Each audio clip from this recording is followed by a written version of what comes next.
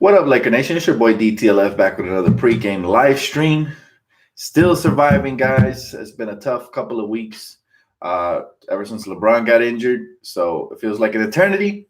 But unfortunately, again tonight, no LeBron, no Kuzma, no Rondo. It's going to be another tough night. So brace yourself for the worst, but anticipate the best. We'll see what happens, right? We definitely need to bounce back. Still very angry that Luke Walton's still the head coach. So not happy about that. But as long as he's there, I got to show him support. So that's all we're going to do for today is just hope we win. It's been really quiet on the Lakers front. I'm a little shocked. I thought something would have came out to the light. I don't know, some sort of report or something.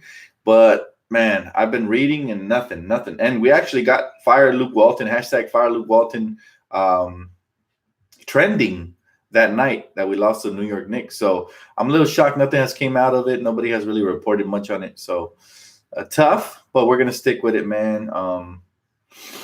It would have been awesome if we fired him the next day, that's for sure though. How you guys doing today though, man? Glad to see you guys again. Game early today, 12:30 Pacific time, so in about 25 minutes it should be tip off for the T-Wolves Lakers. We know the T-Wolves always give us fits. For some reason, Andrew Wiggins seems to have his best games versus the Lakers. So we're really going to need Brandon Ingram to step up, not just offensively, but defensively. It was funny, though. I saw some of the interviews after Luke Walton got done speaking with the media. I was even more appalled by him. He kept saying how the Lakers were playing selfish and they kept playing ISO basketball. Well, that doesn't vote very well for him. I mean, he needs to grab control of the team. He needs to pull the reins back and tell them exactly how to play. And if they're not listening to him, it's because he already lost the locker room. So I've been having problems with him for a long time because of that. I felt like he lost the locker a while back. So he should not be criticizing the team's ability to not execute down the stretch because it all falls on him. So hopefully, he just focuses on his task and stop criticizing the young players. Instead, he should be hard on them on the court, discipline them when they need to get benched, bench them, call the proper timeouts and all that stuff. That's what we need from this guy. But I don't know if he's ever going to realize that. So, again, Lakers T-Wolves, Karl Towns is a beast. He's going to probably kill us today. Andrew Wiggins, like I said, we have to really watch for him. That's the key of the game today because he continues to play career games versus us. So we have to make sure we key in on him. Yes, Kyle Kuzma is out, unfortunately. So we have to step it up, man. No excuses. Next man up. I don't want to hear, we're injury plagued. What is Luke supposed to do? I don't want to hear none of that crap. Bottom line is they got to come up and show up. They have to come out and show up, man, today. We cannot continue to lose like this, or we run the risk of, playing really low, starting off as a really low seed in the playoffs, which is almost guaranteed a first-round exit. So that's not good. Yes, that is good news, Paco. He said at least Jimmy Butler is no longer a T-Wolf. Well, that is good because he used to kill us all the time, man. So that is good. They're missing their closer, but don't ever underestimate Wiggins and Karl Towns. Those two guys, when they face the Lakers, they kill us, man. And they actually Karl Towns is our weakness in the paint. So that's going to be tough to contain. We have to do our best. Is Derrick Rose playing tonight? I'm not sure. I don't really look into the opposition. Last I checked, he was injured, so I'm not sure. I haven't really looked at their injury reports or whatever, but most likely not. He said, would you still want Jimmy Butler despite him being a locker room cancer? Probably not. We don't need a locker room cancer right now, especially with a weak head coach, somebody who's not really tough. I mean, he's just going to make him his own. So, yeah, no, probably not. Dan, looking at Ingram's body language, he looks ungagged when he is in the game. That's because, like I said, I feel like we need a better coach. We need a better teacher for these young guys, man. If they lose the passion of the game, it's a wrap. They'll never amount to anything. So we need somebody to keep them infused and interested and motivated. That's what head coaches are for. For guys not doing his job, our players are going to fall short, especially young players. For young players, this is especially true. Veteran star players like LeBron can get away with any coach, really. It doesn't matter. I was having this argument with a coworker at work today. I told him we got to fire Luke. He said, man, it doesn't matter. It's a player's coach. He said, the Lakers are just trash. They're just garbage. I said, so Kuzma's garbage? He's like, no, he's pretty good, but, he's just a role player. I'm like, oh, okay, so 18.7 points per game is a role player for you. Okay, got it. His standards must be really high. And I said, Brandon Ingram's not trash. He's averaging 15 points per game. No trash player can average that, period. And he doesn't have a great head coach. Lonzo sets the table for everybody, two-way player, defensive beast, and great rebounder as well, and pushes the pace, controls the tempo of the game. But this man didn't really have any answer. But the bottom line moral of the story was that this man's argument was that it doesn't matter that, you don't need a head coach to win. And I kept going back and saying, well, some of the best players in the game have had some of the best coaches, right? Jordan, Kobe, Phil Jackson, Popovich with the Spurs. And sure, there's been a couple that have been able to do it with sub coaches and stuff like that. But the bottom line is when you're a young player, you really have to have a good head coach to guide you. I pointed to him. I referenced to him how Giannis Antetokounmpo really his career didn't take off. If he would have been a Laker, I'm sure some Laker fans would have said he was trash, even though he showed flashes because they're impatient. But his career didn't take off till they got Jason Kidd to guide him through that. Before that, he was like, look at his first stats. He averaged less than 10 points per game rookie season. Next year was like 11, then 14. So it was little leaps. Brandon Ingram's on his third year. We expect a leap, but the first two seasons we got a leap. From season 1 to 2, we got a leap. So I always tell people, man, you can't trash a player because everybody has a different timeline for developing. Look at D'Angelo. D'Angelo's hooping for the Nets, and I always used to say that guy's going to be a beast, man. I could see him as an all-star, and this year he's actually playing like one. So he's hooping. Sure, he still doesn't play defense. And all that stuff, but he's hooping. Julius Randle's hooping too. It's not really translating for wins, so that's not a good example. But D'Angelo's translating to wins. And yes, he's in the East. I get all that.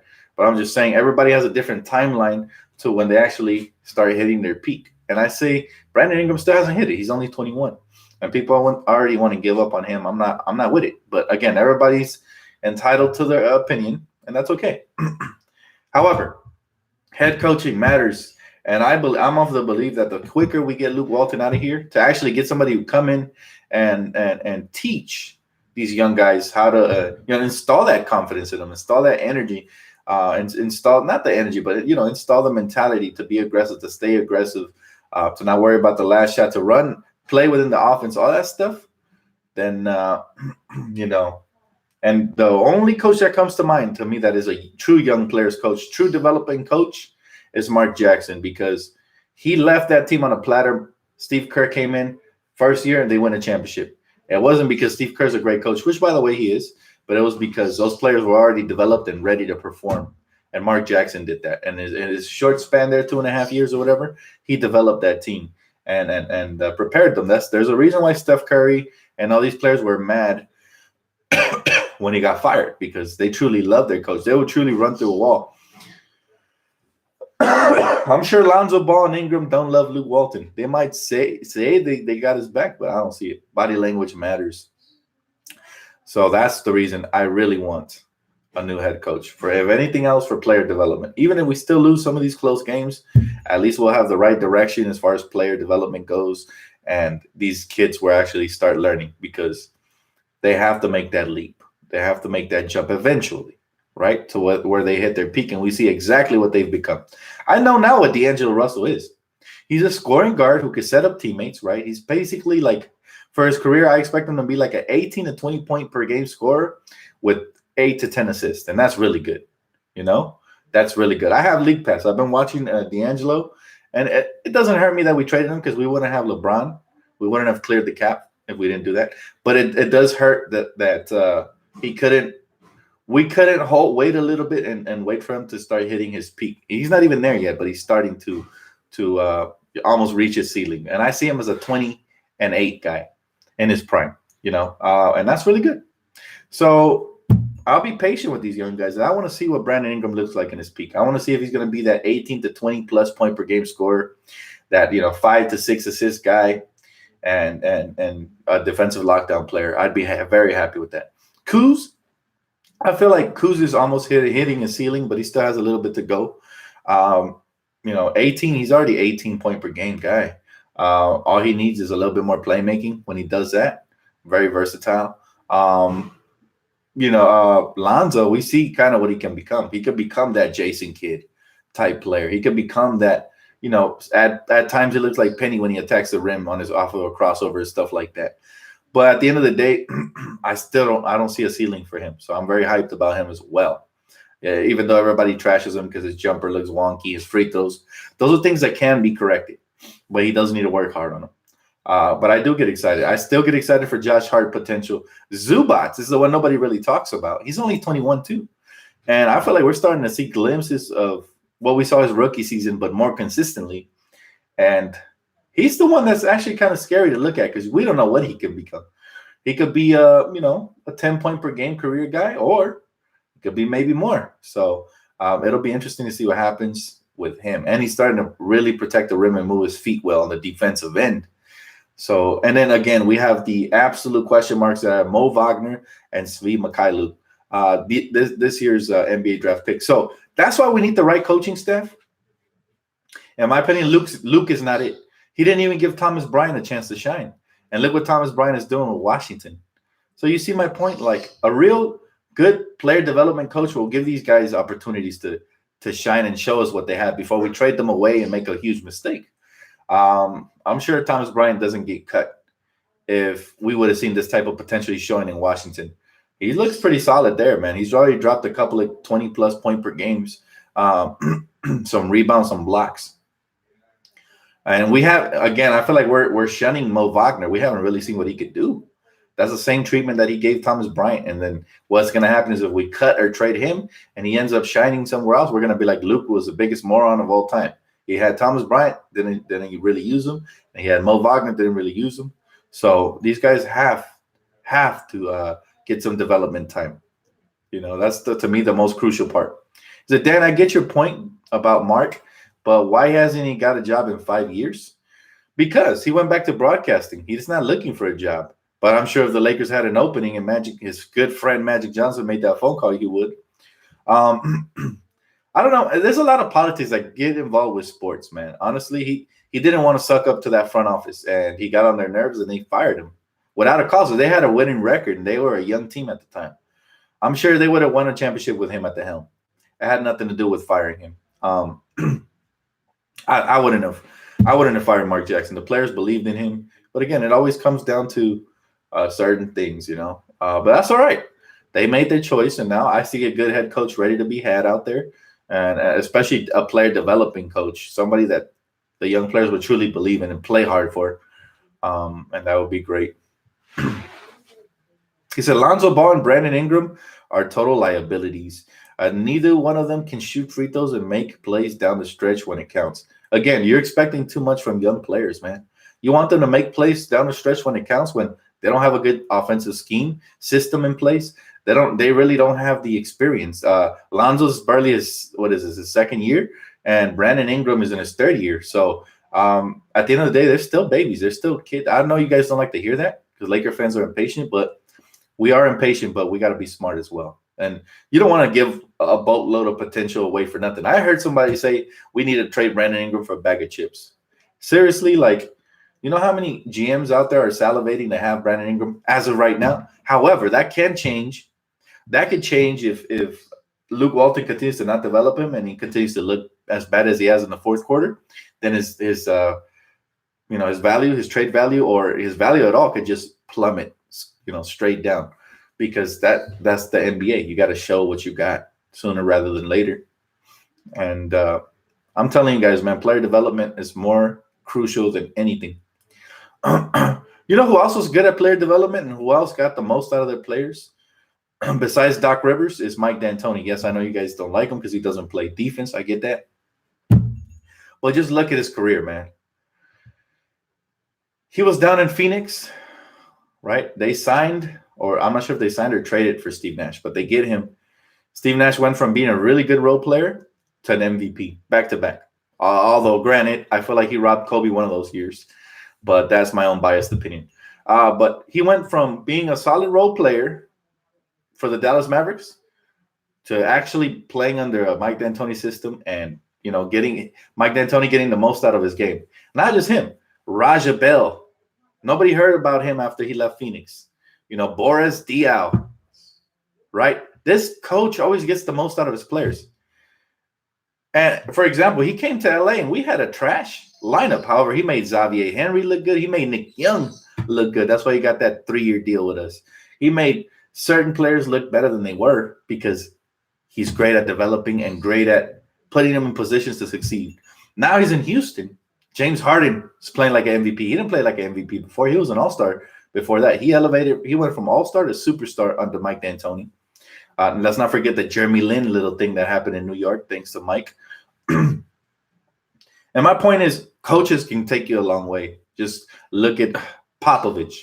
Popovich gets the absolute most out of players that you would never hear about again after they leave the team. For example, Tiago Splitter, players like that. Coaching matters, guys, and it matters for player development. And matters for Phil Jackson used to do it all the time. To me, in my opinion, still the greatest coach of all time. Phil, 11 championships. No one comes close. And yeah, you need players. It's a players-driven league, but you also need good coaches. Phil Jackson, he got the best out of Farmar, Sasha Vujicic. He got the best out of Shannon Brown, Trevor Ariza. Trevor Ariza was always good. Don't get me wrong. But he absolutely got the best out of him. He had his best years when he was here as a Laker. Before that, he was irrelevant. So Phil Jackson got the best out of Trevor Ariza. He got the best out of Pau Gasol. The list goes on and on and on. Role players, with the Bulls, John Paxson, all these guys, all these role players, always getting the best out of all of them. Coaching matters, guys. I will never stop preaching it, and we need a good head coach to develop, especially in the developmental stage of these young guys' careers.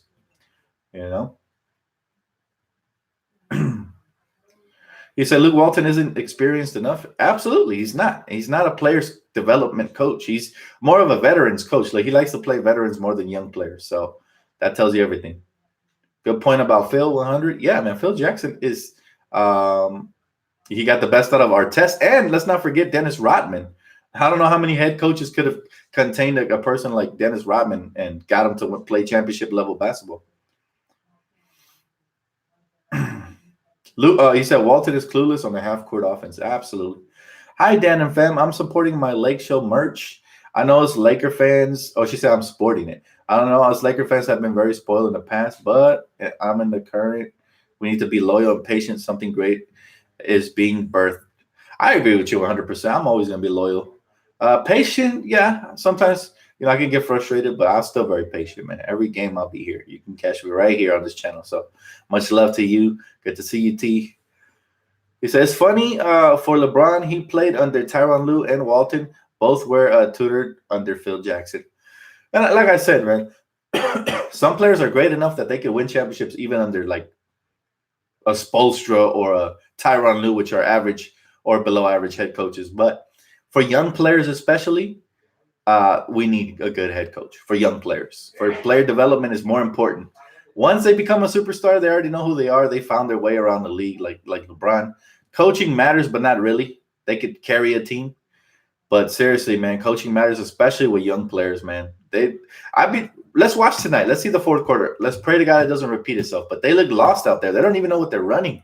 Sometimes they'll be holding the ball at the top of the key, just looking at each other like they don't know where they're supposed to be. That's not acceptable, man. We're close to halfway through the season. I think we're already halfway through the season, and we can't be looking like this at this point. Dan, I can honestly say say and mean it. You always have been right. Besides our team, your loyalty shows. I appreciate it, T. I see you guys here too every day, so I appreciate you guys as well, man. That's what it's all about in a sport. And if you want to call yourself a true fanatic of the game, you have to be loyal to teams. You can't really be a fanatic, technically speaking, if you don't really like a team. Like, I talk to people, I'm like, who's your favorite team? They'll be talking smack about the Lakers, and when I ask them who their favorite team is, they say they don't have one. Then you're not a real fanatic, because to feel that fandom, you have to root for a team. Sure, you can root for a player, but that individual success, is a lot different than team success, man. You just feel so connected to a team. Dan, honestly, would you take Ty Lue over Luke Walton? Would you? Yeah, I'll take anything over Luke right now, man. He said, who loved God, give God the praise. Absolutely. Praise God. All praise to the Most High, Joel. I see you, brother. You always preaching. I respect it, man. He said, you have to TV the game and only watch it if they win, Dan. Nah, man. I watch every single game. Win or lose, man. Win or lose, I'm there. Because, like I said, there's beauty in the struggle. Beauty in the struggle. It's a process, but at the end of the day, when you get to the top, when Laker Nation is up there and we won a championship again, and our Lakers are holding the trophy, bro, it's gonna bring tears to my eyes because of all the struggle. Imagine if we were spoiled, so spoiled that we won it every year, you really wouldn't appreciate it. But it's really the struggle that makes the glory even that much more sweeter. When we get to the top and we see, hopefully Brandon Ingram and Kuzma raising the trophy with LeBron, it's gonna be such a glorious moment, and I can't wait.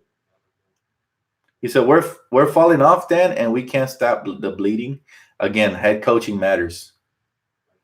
Am I going to wear the Lucky Laker jacket? Not today. Not today. Dan, where is your Eddie Jones poster? Oh, man. I don't have an Eddie Jones poster. I'm a Kobe guy. Eddie Jones, when I first started watching the league, I think he was on his last year. I think that was it the year we drafted Kobe? Yeah, I was never really an Eddie Jones fan like that. I mean, he was good, don't get me wrong. I barely had started watching the league around that time. I was just a kid. I'm glad to know that I'm not the only one that sits and will watch till it's done, even when it hurts. Yeah, I never took my eyes off of the screen once I became a Laker fan. My man loved him. And Nick the Quick Van Exel was a beast too. But again, I was too young. I never really got to see them for those years that they were with the Lakers before Kobe came along. So that's the reason I really wasn't a fan of them. But I know they were good. Trust me, I know they were good. My brothers were fans because my brothers were Laker fans far before I was even born. He said, Laker fans since birth 100. That's what's up, brother. Whoa, we got spam bots. Time to block them, guys. Not the spot for that. He said, look them up, Dan. Oh, I did see them play. Trust me. I watch a lot of old school games, man. I've seen them play. They're great. I wasn't a fan because I wasn't really an NBA fan back then. I was just a kid. So Glenn Rice was nice, though. Glenn Rice was nice. I like Glenn Rice even before he came to the Lakers. I like Glenn Rice. Hey, Dan, it's Matt. I'm already subbed to you, and I'm just on my YouTube account. Matt, hey, what's up, buddy? Everybody check out Matt, man. He's another diehard Laker fan, man. Good guy. He said, Lakers need to block like Dan be blocking. Absolutely. But you know what's a funny little stat? Our defense hasn't really fallen off as much. I know we look really bad at times when they give up, but statistically wise, we're still ranked 7th overall, I think, in the league. So even though we don't have LeBron right now, we're still playing good defense. This is the offense that's just we're getting trashed on the offensive end. Seriously, like we're getting destroyed. And that's what we need a head coach to guide us, man. Guide us. Hey, Dan, keep tweeting. Love reading and responding to those in-game thoughts. Yeah, man. Sometimes I get a little emotional, but you guys already know. Those of you guys who follow me on Twitter, man, I always speak my mind on there. Go ahead and tweet at me. He said, Laker fans is 1996. Only players I grew up watching left is Wade, Dirk, and Vince Carter. Me too, brother. Me too. That's around the time I became an NBA fan as well. Do you think the 2000s NBA is better than the 90s NBA? I think no, because they were tougher in the 90s. So I prefer that gritty mentality, that toughness. That was fun to watch. But, I mean, I just love the NBA. I'll never stop watching. I don't care if they draw a 4-point line and make it all gimmicky. I'm always going to support the NBA, man. No, I was just a kid, man. I didn't get to see MJ play in his prime. Dan, I hope, but it looks bad tonight. I hope we win, but it looks bad tonight. Yeah, me too, man. Yo, Dan, I got you a jersey from the Kings versus Lakers game the other night. Just need to know where to send it, fam. Oh, man, I appreciate that, brother. You know what? It's the PO box. Again, I was just waiting because they need proof of insurance or something like that. I was just waiting for them to send it to me, but they sent me the wrong information on my insurance. I promise you guys, I'm putting up the PO box real soon. I just, man, I've lucked out when it comes to that because at first they needed proof of insurance for I don't know what reason, and then now I guess they send me the information with my name wrong on it because I changed insurance providers. So yeah, pretty much I gotta wait till I get that back, and then I'm gonna go get that PO box. So I'm gonna have fan mail Tuesdays, and probably sometimes pregame, depending on how much fan mail we get. I want to read you guys letters, man. You guys send stuff over here. I'm gonna open it right when we get on the stream. So should be fun, guys. I know you guys been requesting that for a while, so I got you. Trust me. AC Green was a beast, but I appreciate you getting me a jersey, man. That's dope. I love jerseys, so anytime I get a jersey, I get all excited. It's like Christmas all over again. Damn, why shout? See my reaction to the loss of the OKC. I went off on Luke. Definitely, bro. I just got off of work, so I haven't got a chance to do nothing. Got to cover the game. As soon as the game's over, I'll probably check you out for sure, brother. I got you, man. I got you, Matt. NBA used to be better. That's true. That's true. It has gotten a lot softer, but like I said, man, I don't care. Even if it gets gimmicky, which I doubt it'll happen, but if they add a 4-point line, which I would hate, I'll still watch, man. If they ever added jetpacks 100 years from now, I'd still watch. I just love that. I love basketball too much, man. He said, Dan, it's game time. Yes, it is. And with that thought, man, I'm going to leave you guys with that. I appreciate you guys for tuning in. Thank you guys so much, man. Much love to you guys. I appreciate you guys. I'm going to go ahead and tune in, and I'll catch you guys post-game. Please leave a comment, like, subscribe, and let's get this victory. Laker Nation, let's get it.